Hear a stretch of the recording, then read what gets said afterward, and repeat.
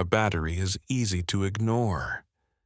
It sits inside a phone, a laptop, a car, a remote control, or a wireless headset, quietly doing its job until it runs out. Then it becomes impossible to ignore. The screen goes black, the engine will not start. The device becomes a piece of plastic and metal waiting for power. But batteries are far more than convenient containers of electricity. They are one of the hidden technologies behind the modern world. They made portable communication possible. They helped create electric vehicles, medical devices, satellites, laptops, renewable energy storage, and countless tools that no longer need to be connected to a wall socket. The history of batteries is a story about a surprisingly difficult problem. How do you store energy in a compact, reliable, safe form and release it whenever you need it? It begins with early experiments in chemistry, moves through the invention of the first electric cells, and arrives in the present with lithium-ion batteries and the race to build the next generation of solid-state technology. The basic idea behind a battery is simple. A battery stores chemical energy and turns it into electrical energy. Inside it are materials that want to react with one another. The battery controls that reaction, forcing electrons to travel through an external circuit. Those electrons become an electric current. The first serious step toward this idea came at the end of the 18th century. In the 1780s, the Italian scientist Luigi Galvani was conducting experiments with frog legs. He noticed that the muscles of a dead frog could twitch when touched by different metals. Galvani believed he had discovered a kind of electricity inside living tissue, which he called animal electricity. Another Italian scientist, Alessandro Volta, disagreed. Volta argued that the electrical effect did not come from the frog itself. He believed it came from the contact between two different metals and a conducting liquid. This disagreement became one of the great scientific debates of the time. Volta set out to prove his case. In 1800, he created what is widely regarded as the first true battery, the voltaic pile. It consisted of alternating discs of zinc and copper, separated by cloth or cardboard soaked in salty water or acid. This arrangement produced a steady electric current. It was a revolutionary achievement. Earlier, electrical experiments often relied on static electricity, which could produce a spark but not a continuous flow of power. Volta's pile made electricity available in a controlled, repeatable way. For the first time, scientists had a source of electrical current they could use for experiments. The voltaic pile was crude. It was messy, unreliable, and its output weakened over time. But it opened an entirely new field. Scientists could now study electrochemistry, electrolysis, and the relationship between electricity and matter. In a sense, the battery helped create modern electrical science. During the 19th century, battery technology developed alongside the wider electrical revolution. In 1836, the British chemist John Frederick Daniell invented the Daniell cell. It used copper and zinc electrodes in separate solutions, connected in a way that reduced some of the problems found in Volta's original design. The Daniell cell was more stable and more practical. It became important for early telegraph systems, which needed a dependable source of electricity over long distances. That connection between batteries and communication would become a recurring theme. The telegraph was one of the first technologies to make information travel faster than people or physical objects. Messages could cross countries through electrical wires, but those wires needed power, and batteries were central to making the system work. Other inventors experimented with different designs. Some pursued cells with stronger currents. Others tried to make batteries last longer. Some wanted batteries that could be stored and used later without losing their charge too quickly. The problem was that early batteries were often designed for one-time use. These are called primary batteries. Once their chemical reaction is exhausted, they cannot easily be restored. They are useful for devices that need a small amount of power, but they become expensive and wasteful if used constantly. The next major breakthrough was the rechargeable battery. In 1859, the French physicist Gaston Planté invented the lead-acid battery. It was the first practical rechargeable battery, also known as a secondary battery. Lead-acid batteries use lead plates and a sulfuric acid solution. When the battery discharges, chemical reactions produce electrical energy. When electricity is sent back into the battery, many of those chemical changes can be reversed. This was an enormous advance.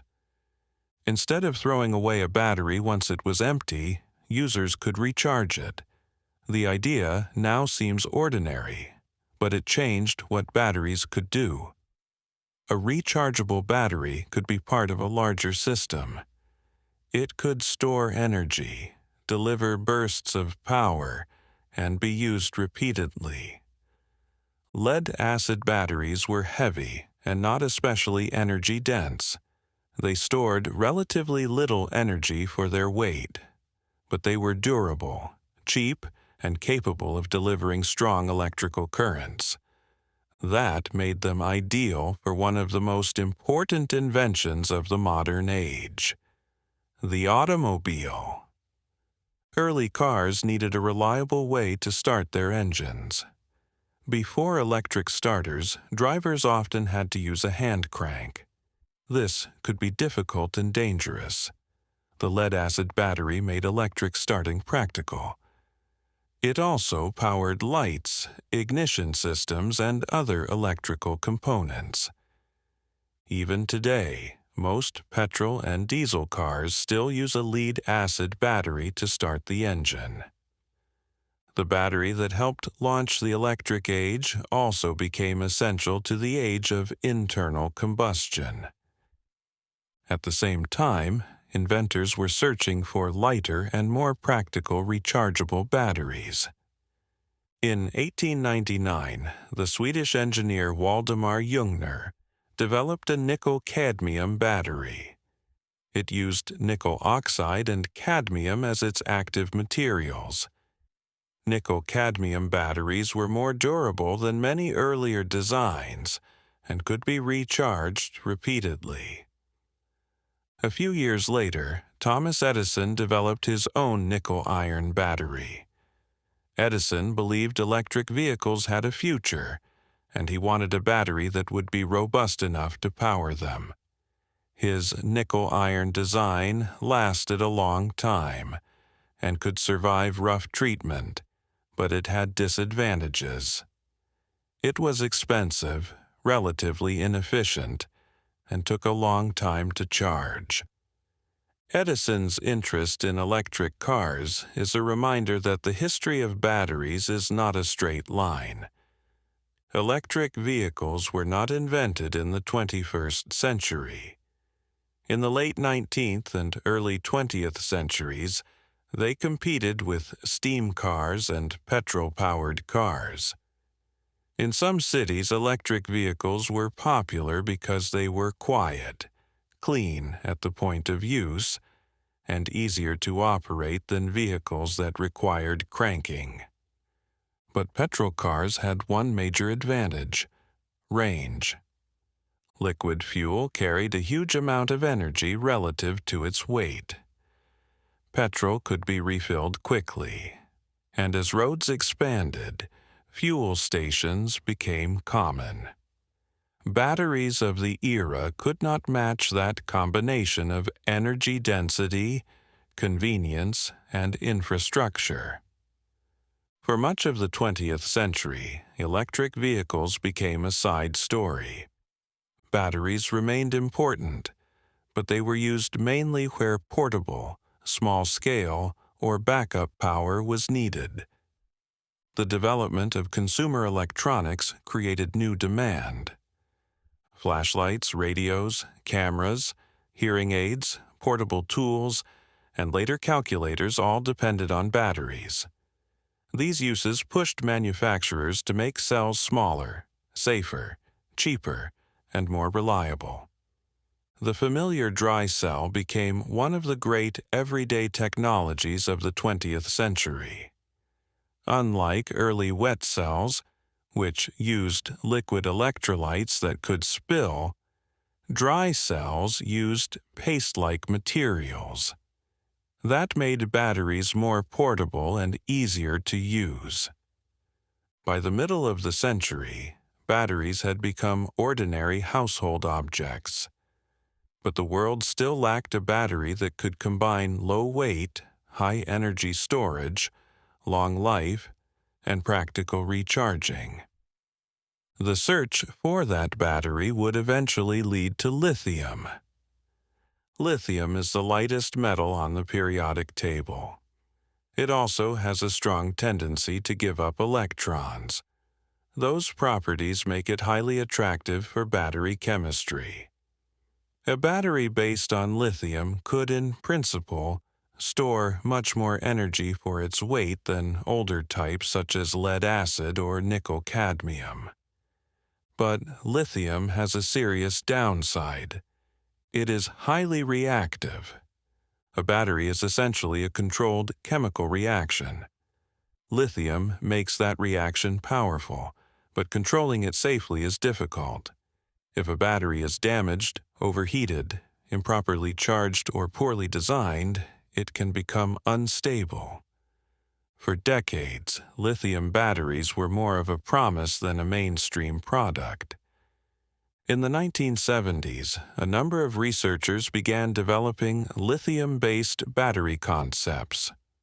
One of the key figures was M. Stanley Whittingham, who worked on using lithium in rechargeable cells. His work showed the potential of lithium for storing and releasing energy, but early designs faced safety problems. The breakthrough came through a series of contributions rather than one single invention. John Goodenough helped identify a lithium cobalt oxide material that could serve as a much better cathode. This made it possible to store more energy in a rechargeable battery. Then, Akira Yoshino developed a safer and more commercially practical design by using carbon-based materials on the other side of the battery. Instead of relying on lithium metal in the most dangerous form, the battery used lithium ions moving between materials during charging and discharging. This became the basis of the lithium-ion battery. The phrase lithium-ion matters. In a lithium-ion battery, lithium ions move between two electrodes through an electrolyte. When the battery discharges, ions move in one direction while electrons flow through the external circuit and power the device. When it charges, the process reverses. The battery does not need to use lithium metal in the same way earlier designs had attempted. That made the technology more manageable and helped turn lithium batteries into a commercial reality. In 1991, Sony introduced one of the first widely commercialized lithium-ion batteries. The timing was perfect. The world was entering the age of portable electronics. Camcorders, mobile phones, laptop computers, digital cameras, and later smartphones all needed lightweight, rechargeable power. Older battery chemistries could work, but lithium-ion offered something crucial: much higher energy density. A device could run longer without becoming too heavy. That changed consumer technology. The modern smartphone would be difficult to imagine without lithium-ion batteries. A phone is not simply a small computer.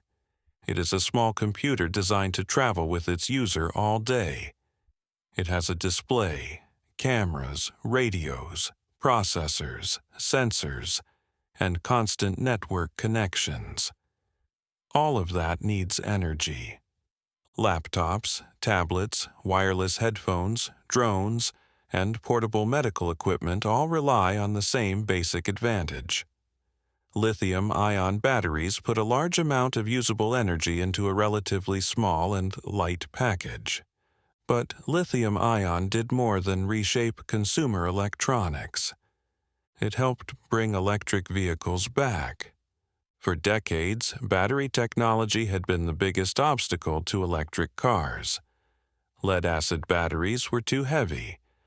Nickel-based batteries improved things but still struggled to compete with liquid fuels in range and performance. Lithium-ion batteries changed the equation. They were still expensive, and they still had limits, but they made it possible to build electric vehicles with useful range, strong acceleration, and practical performance. As battery costs gradually fell, electric vehicles moved from niche products toward a major part of the global automotive industry. This shift changed the meaning of a battery. A battery was no longer simply a component hidden inside a device. It became the central technology of the vehicle. The size, cost, range, charging speed, safety, and resale value of an electric car all depended heavily on its battery system. That system is not just one giant cell. Electric vehicle batteries are made from many individual cells organized into modules and packs. They contain cooling systems, sensors, software, protective structures, and control electronics. The battery has to operate safely under changing temperatures, rapid acceleration, charging cycles, and years of use. Managing a battery became almost as important as making one. This is one reason battery technology has become such a strategic industry. The countries and companies that control materials, manufacturing, chemistry, and supply chains have enormous influence over the future of transport and energy. Lithium-ion batteries have also become important for renewable energy. Wind and solar power are variable. Wind turbines generate electricity when the wind blows. Solar panels generate electricity when sunlight is available. But electricity demand does not always match those patterns. Batteries can help bridge the gap. A grid-scale battery can store electricity when renewable generation is high and release it when demand rises. It can help stabilize the grid, respond quickly to fluctuations, and reduce the need for power plants that sit idle until periods of peak demand. This does not mean batteries solve every energy problem. Large-scale storage remains expensive, and different forms of storage may be needed for different timescales. But lithium-ion has become an important part of the effort to build more flexible electricity systems. Yet, lithium-ion batteries are not perfect. They rely on materials that can be difficult and environmentally costly to extract. Mining for lithium, cobalt, nickel, graphite, and other battery-related materials raises questions about water use, labor conditions, local communities, and geopolitical dependence. Lithium-ion cells can also degrade over time. Every charge and discharge cycle causes small changes inside the battery. Extreme heat, deep discharge, and fast charging can accelerate wear.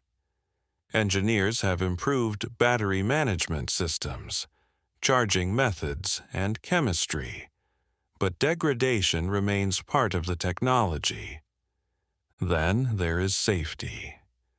Most lithium-ion batteries work safely every day, but when failures happen, they can be dramatic. Thermal runaway is a dangerous chain reaction in which a battery overheats, releasing more heat and potentially leading to fire. This is why battery packs require protective electronics, cooling, careful design, and strict manufacturing standards. The next stage of battery history is partly about solving these problems. That is where solid-state batteries enter the story.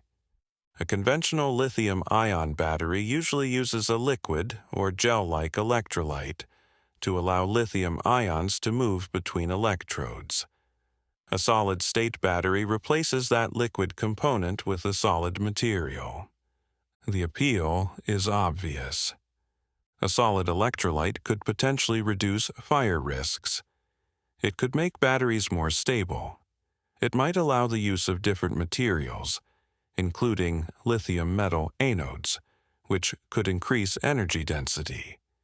In theory, solid-state batteries could produce lighter packs with more range, faster charging, and improved safety.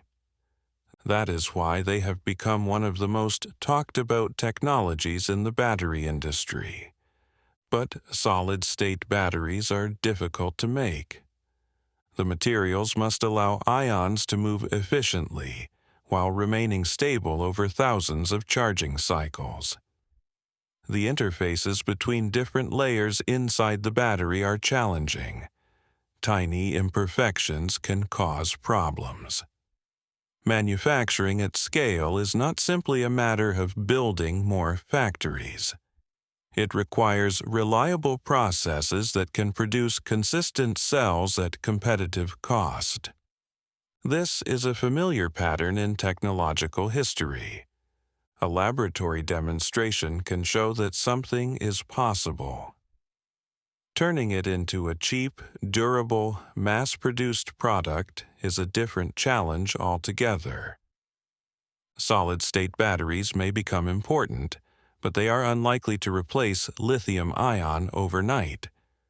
More likely, battery technology will continue to evolve through many parallel paths.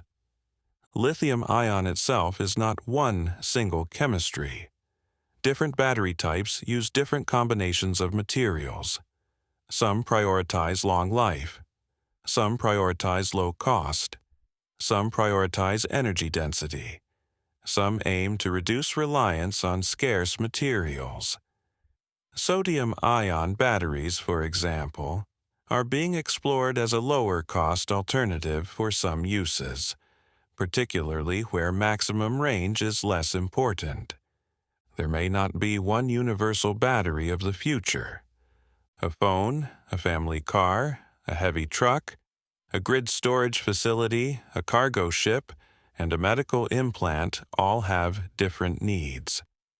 The best battery for one may not be the best for another. What is certain is that batteries have become central to the future of modern infrastructure. They sit at the intersection of transport, energy, computing, manufacturing, and national security.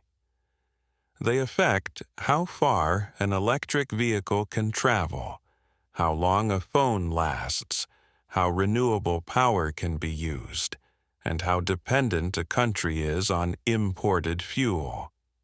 That makes them more than a consumer product. They are a form of industrial power. The history of batteries also reveals something important about technological progress. The first battery did not look like a modern battery. Volta's pile of metal discs and saltwater-soaked cloth was far removed from the sealed, software-managed battery pack in an electric car. But the basic principle was already there. Chemical energy could be organized into a useful flow of electrons. Over 2 centuries, that principle was refined again and again.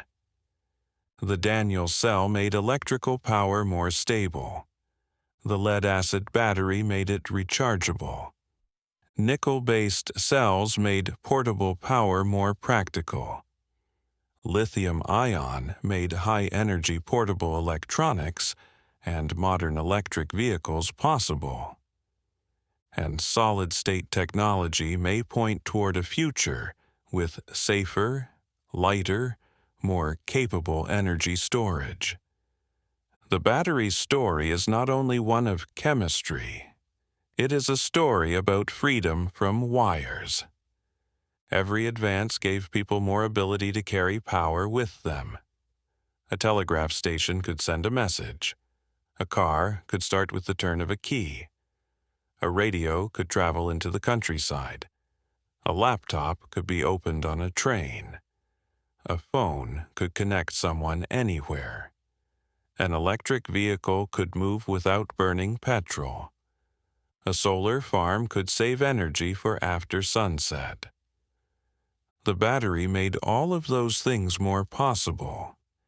It may never be as visible as a jet engine, a skyscraper, or a rocket, but it has become one of the quiet foundations of the modern world.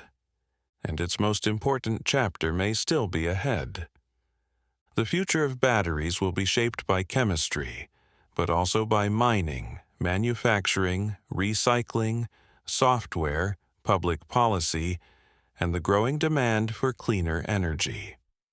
The best battery will not simply be the one that stores the most power. It will be the one that can be made safely, affordably, sustainably, and at a scale large enough to matter. That is the challenge now. 200 years after Alessandro Volta stacked metal discs and soaked cloth in salt water, the world is still trying to answer the same basic question. How can we keep power ready for the moment we need it?